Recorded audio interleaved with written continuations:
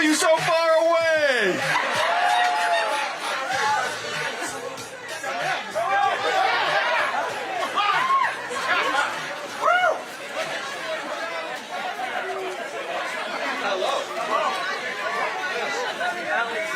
I'm going to come down after I'm done talking, and then we're going to selfie it up and have a blast. Hello again, Portsmouth! I gave out. I want to thank Tom and the Loaded Question for hosting us tonight. The whole team. And of course, Steve Marchand, the former mayor of this great town, for introducing me and for being a senior member of the Yang Gang. It is a blast to be back here in New Hampshire. How many of you know I went to high school here in the state? Yes. Yeah, I went to Phillips Exeter Academy. Don't hold it against me. Every time I came up, I was like, does Exeter count? And they're like, oh, it counts, it counts. And I was like, oh, great. It's a blast to be back. I believe this is my 22nd trip to New Hampshire during this cycle. You're fit just to see me? Excellent, man. Yes. So let me actually get a run of that. How many of you have seen me speak before in some other context? Most of you have not. That's fantastic. Yes. You are what I call Yang curious. Well, I'm thrilled for you all to be here because you all hold the future of the country in your hands.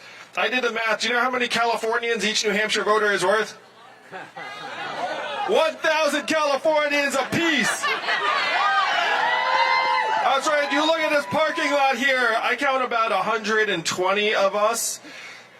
So I don't just see a parking lot full of 120 New Hampshire voters. I see 120,000 Californians. That's like 3 football stadiums of Californians. That's the power in this parking lot. That's why people like me come and ask you to support our vision for the country. Hold your hand up and tell us, how many presidential candidates have you seen this cycle so far? So this would be 4, be 5, 7, 8. A lot of ones, wow. Well, he's got, looks like 10, 4, 6. Bernie came through. Me and Bernie. I supported Bernie in the last cycle, to give you guys a sense of where I was at. And one of the thrilling for president is you actually hang out with each other at these events and backstage. So when Bernie said he liked me, I was like, oh my gosh, Bernie Sanders likes me. There's you can be around that guy a fair amount being like, does he like me?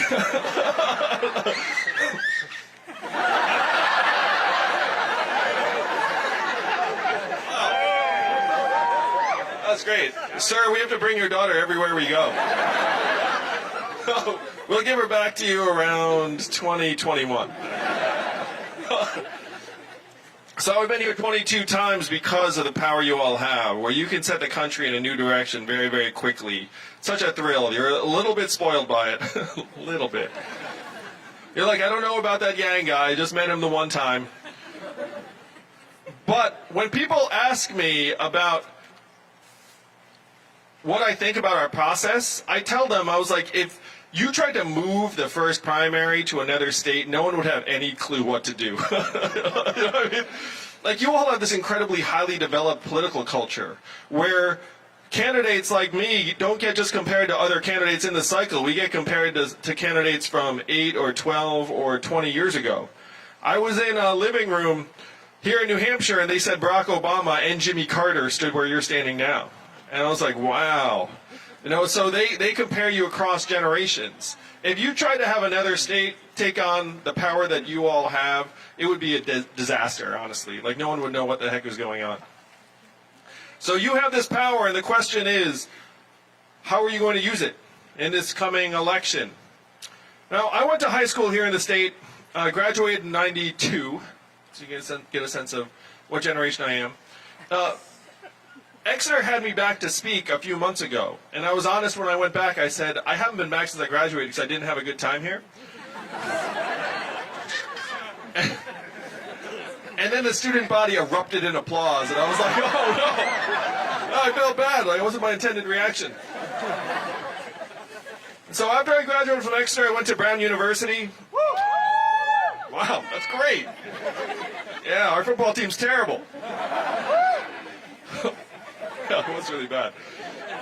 So I went to Brown. I didn't know what to do, so I went to law school, and then I spent 5 unhappy months as a corporate lawyer, and that job was for the birds. The job was essentially trying to figure out the worst things that could happen, and then like writing contracts to be like, oh, what if this terrible thing happens? Oh, let me write that down. So I was like, wow, it's like I felt like I was just professionally like a really negative human.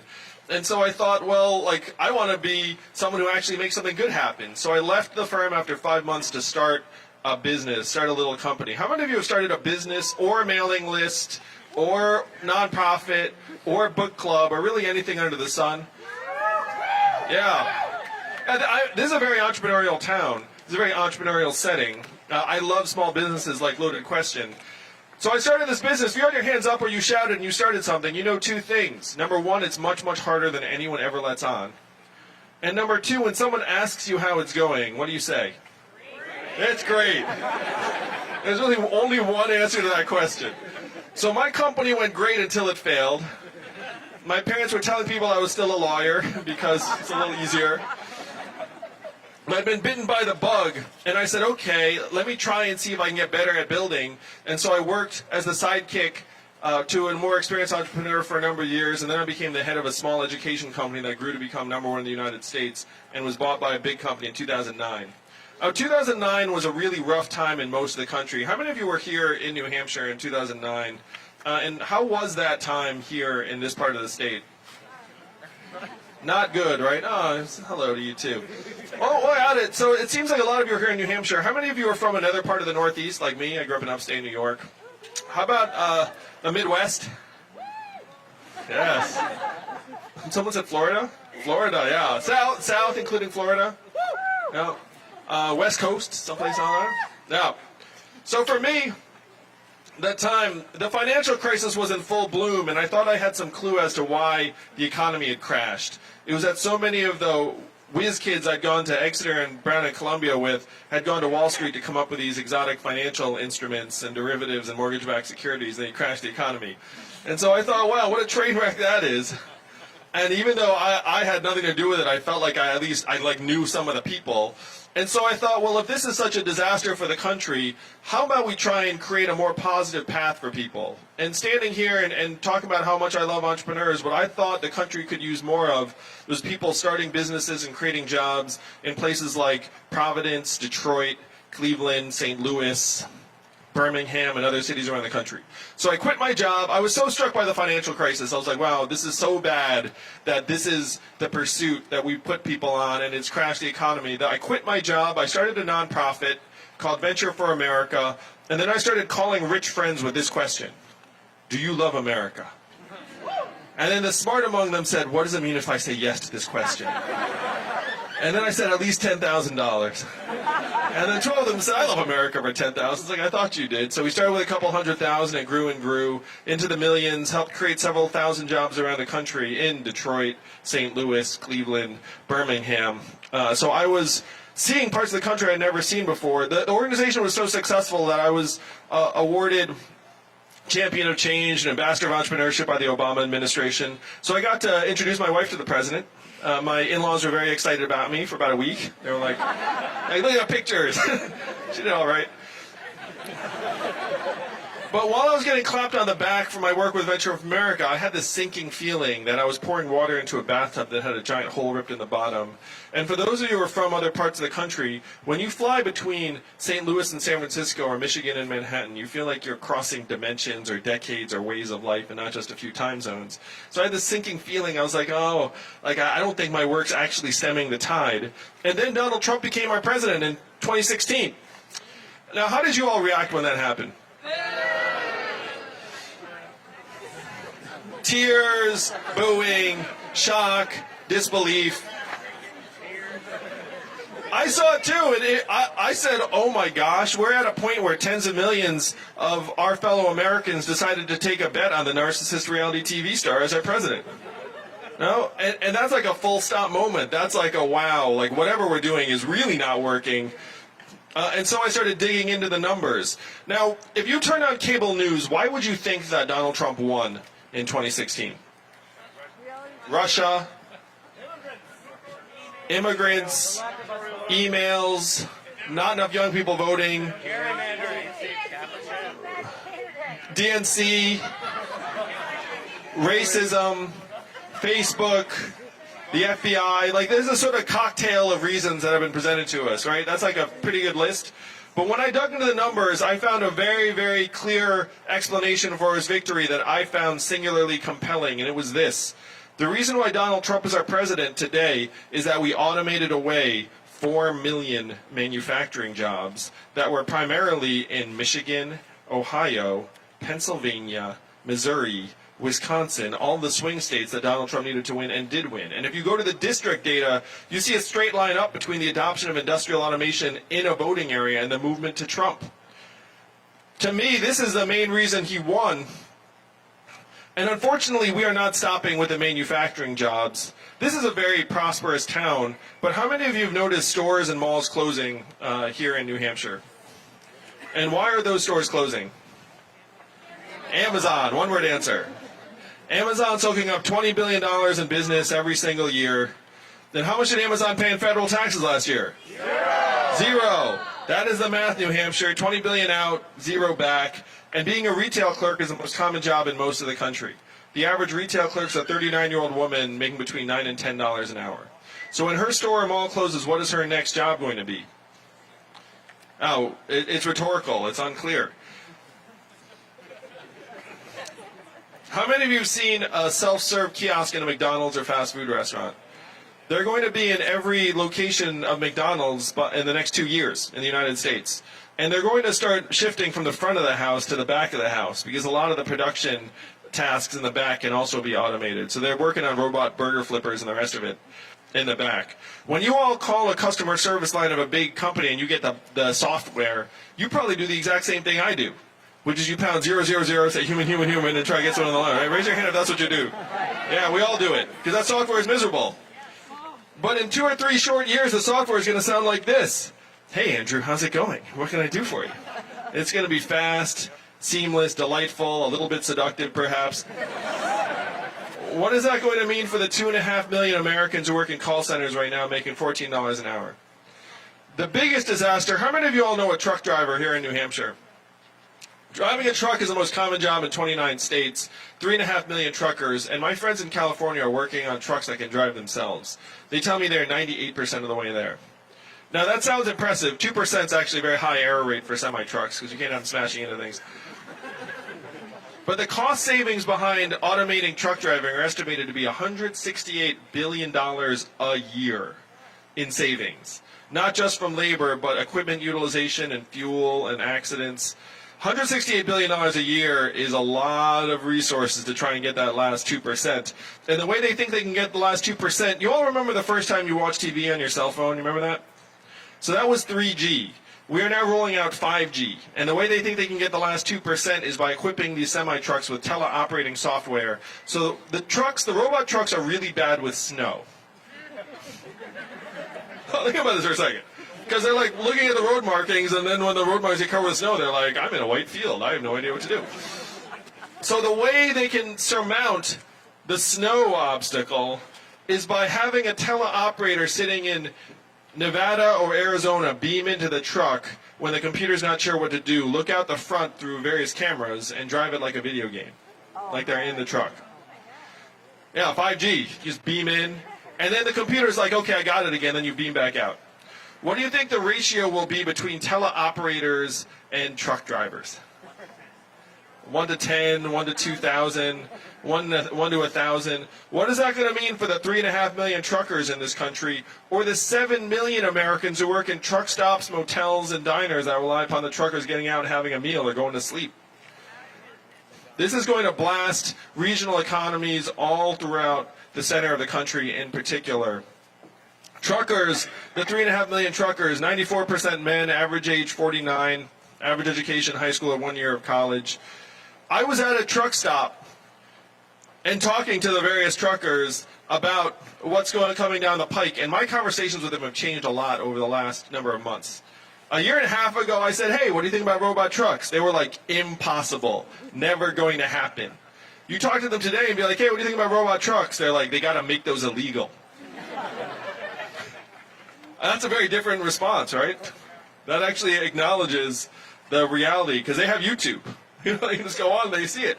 UPS just invested in self-driving trucks, and they're on the highways already in Arizona. Donald Trump is not the cause of all of our problems, and I sense that most of you know this. He's a symptom. He's a manifestation of the fact that our economy is pushing more and more Americans to the side, leaving more and more Americans feeling like they're left behind, that there's not a place for them in the 21st century economy. The manufacturing job loss I'm talking about happened here in New Hampshire, but it happened years earlier. Like, you all lost jobs in the north of the state and printing presses and some other businesses, and a lot of those communities have not recovered. It's one reason why many of your friends and neighbors celebrated Trump's victory, even while some of you were shocked by it. I mean, New Hampshire, Trump did not win the state, but it was not that huge a gulf. It was right there. So these are the things I was processing and figuring out in 2017 after Trump won. I was like, oh my gosh, what is going on? It's like, oh my God, automation. And I have friends in Silicon Valley who are working in the labs on artificial intelligence and the rest of it. The more you know, the more concerned you are. I have yet to meet someone who's a deep expert who's like, yeah, it'll be all right. I mean, the deep experts are like, it is going to get so nasty and hairy.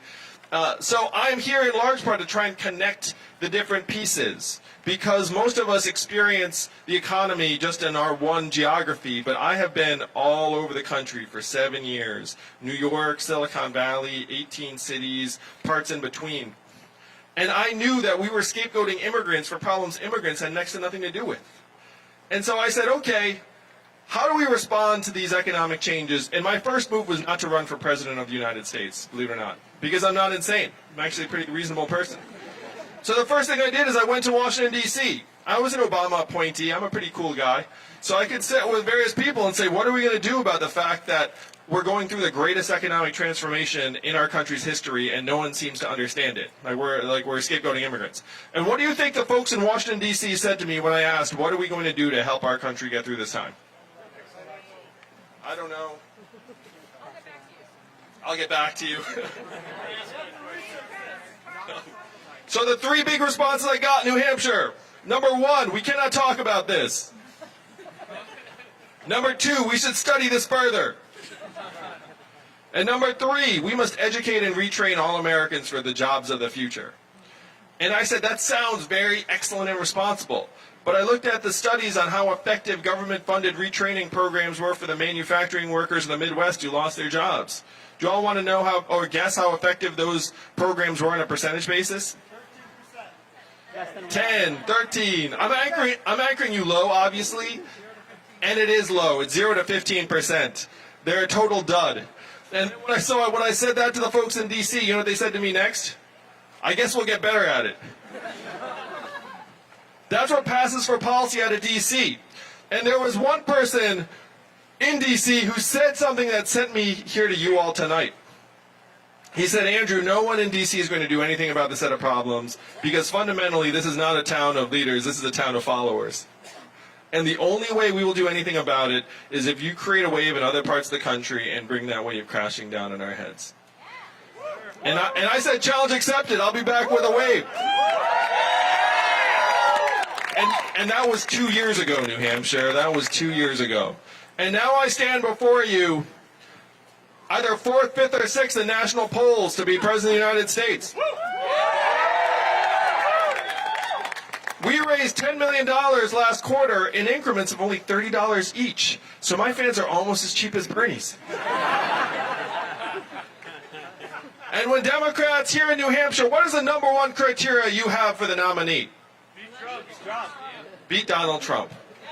There was a poll out of New Hampshire that showed that I was one of only 2 candidates in the field that 10% or more of Donald Trump voters say they would support in the general. And it had me beating Donald Trump more than just about any other candidate in the field.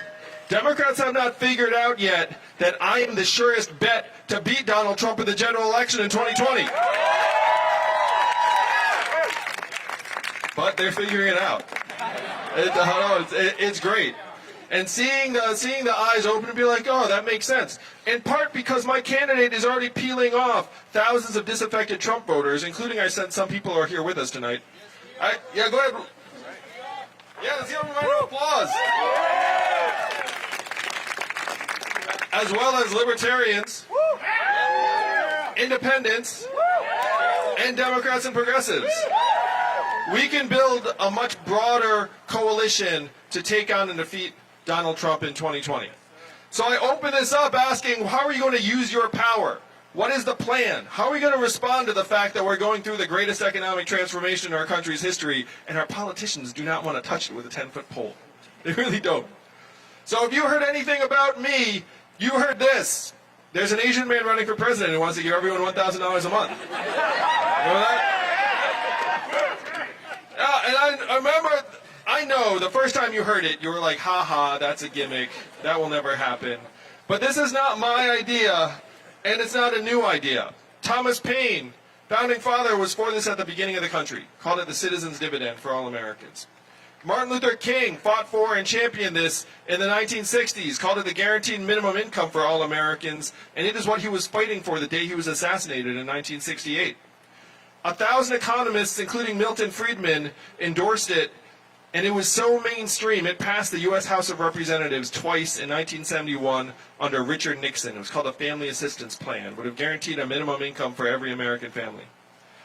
And 11 years later, one state actually passed a dividend where now everyone in that state gets between $1,000 and $2,000 a year, no questions asked. And what state is that? Oil. And how do they pay for it? Oil. And what is the oil of the 21st century? Technology, data, artificial intelligence, self-driving cars and trucks. A study just came out that said that our data is now worth more than oil. Raise your hand if you saw that study. Raise your hand if you have access to a Netflix password. So there's a documentary on Netflix called The Great Hack that has that study, among others, in it. But our data is now worth more than oil. It's worth tens of billions of dollars more. How many of you got a data check in the mail? None of us got a data check in the mail. Where did the data check go? Facebook, Amazon, Google, the trillion-dollar tech companies that pay zero or next to zero in taxes. These are the rules of the 21st century economy that we must change to work for us, to work for you. Because right now, your data is getting spirited away, getting sold and resold over and over again, and we get none of it. I use the tech companies the same way you all do, which is you see that I agree, I consent form, and you just scroll to the bottom of it and hit consent, right? I mean, no one, I have a law degree, I just don't read that stuff, you know, it's like I agree. We it's just like human. Like, we all do the same stuff. In a way, our society is now filled with false choices. It's like, you can choose to consent or not consent, but you really have no choice but to consent. If you want to be a participating member of society, like, you shouldn't have to hit that thing. We are outgunned. One of the goals of the government has to be to balance the scales. I'm a parent. How many of you all are parents? Oh, congratulations to parents. I say, next to having a kid, starting a business is the hardest thing. It's like starting a business and then having kids, like above that.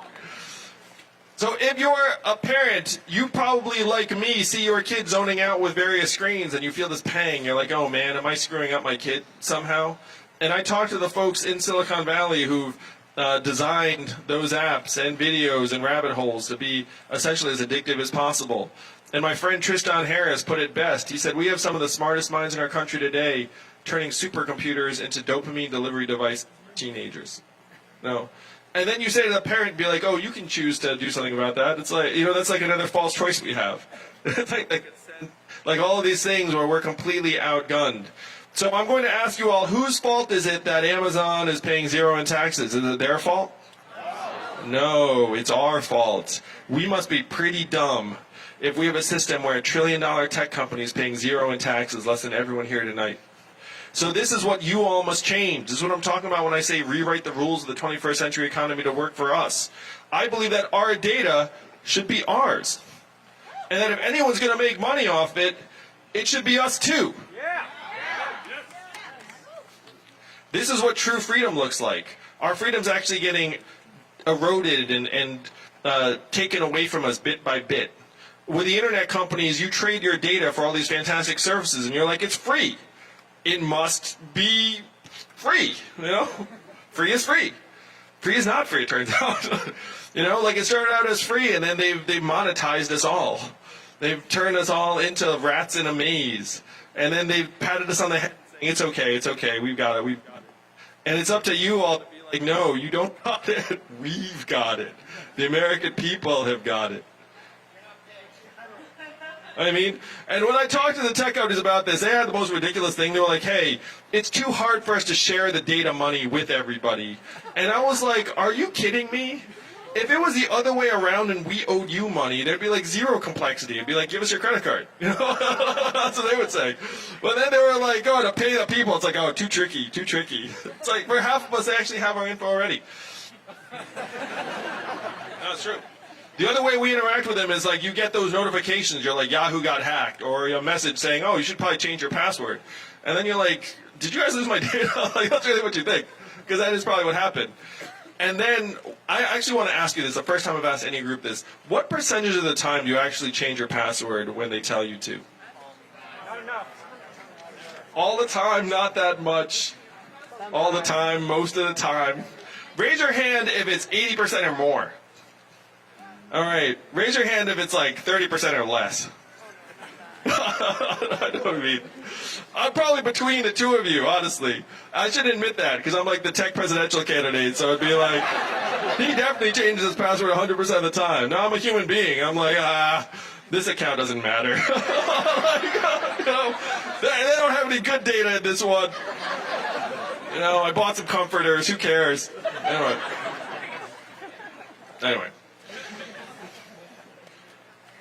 So right now we're in the midst of this economic transformation, and our government is decades behind the curve. We are seeing none of the gains.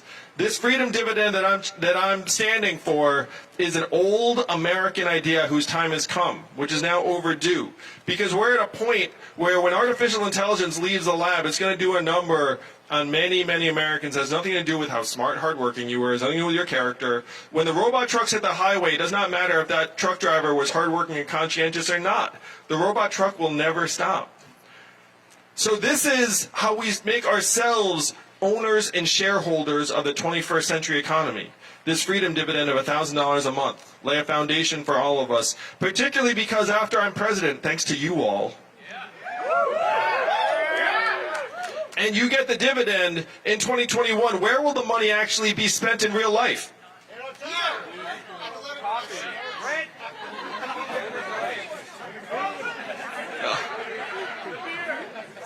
How much of it would stay right here in New Hampshire? Most all of it, 80%. Some of it would float up to the cloud. You might get your own Netflix password. But most of it will go to car repairs you've been putting off, and school loans, and daycare expenses for the parents here, Little League sign-ups, and the loaded question, am I right? You might come out and have another beer. This is how we build a trickle-up economy, from our people, our families, and communities up. This would actually work for you, for us, unlike the trickle-down garbage that's been weakening our communities for decades. So the trickle-up economy ends up pushing us in the right direction very, very quickly, in part because it recognized the kind of work that my wife does at home every day with our two boys. One of them is autistic. Right now, if you're a stay-at-home parent, where does that figure in our economic measurements, in our GDP statistics? Zero. That's a zero. And we know that's perverse. We know that work is among the most important and challenging work that's being done today. I was off the trail for a couple days taking care of our kids, and you know what I said after a couple days? I said, get me back to doing something easier, like running for president. Not saying, I mean, I love my kids, I love spending time with them. But well, it's just really, really hard work. It's really hard work. So we have these economic statistics, these measures, that are leading us off a cliff. Self-driving cars and trucks will be great for GDP and productivity stats, but they'll be very, very bad for us, the citizens of this country. So if corporate profits aren't doing it, what would actually tell us how you all are doing and how we can improve our own lives? Like, what's a measure that if it got better, you would actually be legitimately excited? Health, lifespan. Health and life expectancy. Yes, deaths of despair, mental health and freedom from substance abuse.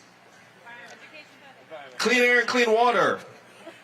Childhood success rates and education rates. How about student loan levels and affordability. Number of artists. These are the real measures of our progress. Entrepreneurship, rates of business formation. These are the real measures of our own health and progress. Right now, our country is beating us over the head with three big numbers. What are they? GDP, headline unemployment, stock market prices, right?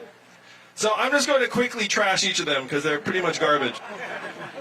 GDP, even the inventor said 100 years ago, this is a terrible measurement of national well-being. We should not use it as that. And here we are 100 years later being like, oh, the number, the number.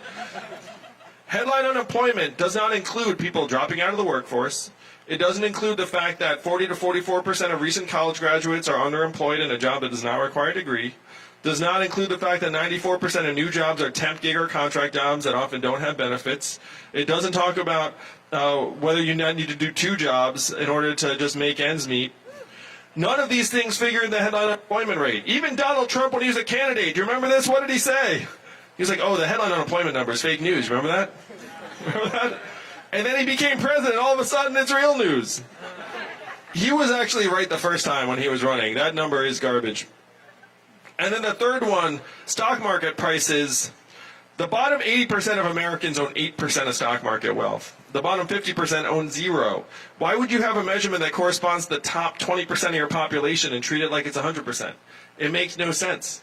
So we need to have the real measurements of how we are doing. And if you look at the real measurements, we are falling apart. How many of you knew that our life expectancy as a country has declined for the last 3 years in a row? And why is that? Suicide. Drug overdoses and suicides have each overtaken vehicle deaths for the first time in American history.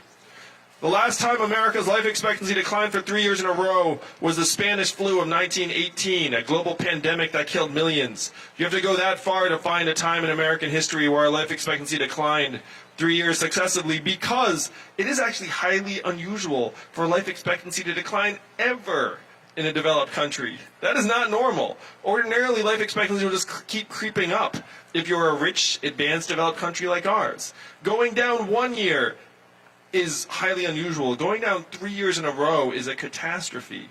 And then when you dig into why it's happening, it's because suicides and drug overdoses have become the norm. And I know that New Hampshire has suffered more than just about any other state in terms of the opiate epidemic. The opiate epidemic is a disease of capitalism run amok. And the fact that we allowed this to happen to our people, to me, is criminal. The company that profited from OxyContin got fined $600 million, which sounds like a lot, until you realize they made $30 billion. They got a 2% fine for distributing a drug that killed tens of thousands of our fellow Americans and is continuing to wreak havoc on lives and families and neighborhoods every single day. These are the real measurements of how we're doing. These are the real reasons why Donald Trump is our president. And as your president, I will toss out the old numbers. Well, I'll keep some of them around. They're kind of useful. This is like a reference. But I will update GDP to include our health and life expectancy, our mental health and freedom from substance abuse, our childhood success rate, how clean our air and water are, and I will present these numbers, the real numbers, to you and every other American at the State of the Union every year in a PowerPoint deck. I will be the first president to use a PowerPoint deck at the State of the Union. And if you like the visual of a president using PowerPoint at the State of the Union, then you should probably join the Yang Gang, because I think that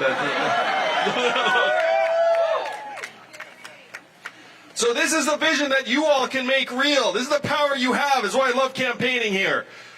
Just about every other American looks up, and what do they see? They see our government pipes just clogged with lobbyist cash and money, and they say there's nothing my vote can do to flush the pipes. They are generally correct, New Hampshire. Americans are smart. You go to them and say, oh, you can vote, you can make a difference. They're like, my vote's not going to flush those pipes. They're right. But your votes will. Your votes can actually transform the future of the country like this. Come February of next year, if you say we want to rewrite the rules of the 21st century economy to work for us, the people, the owners and shareholders of this country, then it will become fact. That's why I love it here, because with you all leading the way, we can create a new way forward for the entire country. Donald Trump is our president today in part because he got some of the problems right. If you remember, he said he was going to make America great again, and what was Hillary Clinton's response? America's already great. Remember that? And that did not quite work. We have to acknowledge the depth and severity of the problems, but we need solutions that will actually move us forward. What were Donald Trump's solutions? He said we're going to build a wall, we're going to turn the clock back, we're going to bring the old jobs back. New Hampshire, we have to do the opposite of all of these things. We have to turn the clock forward. We have to accelerate our economy and society as quickly as possible, and we have to evolve and progress in the way we think about ourselves and our value. And I am the ideal candidate for that job because the opposite of Donald Trump is an Asian man who likes math. Thank you very much, Portsmouth. Let's make history. Let's make America think harder and win the whole thing in 2020. I love it here. I'm going to come down and say, hey, we take some questions.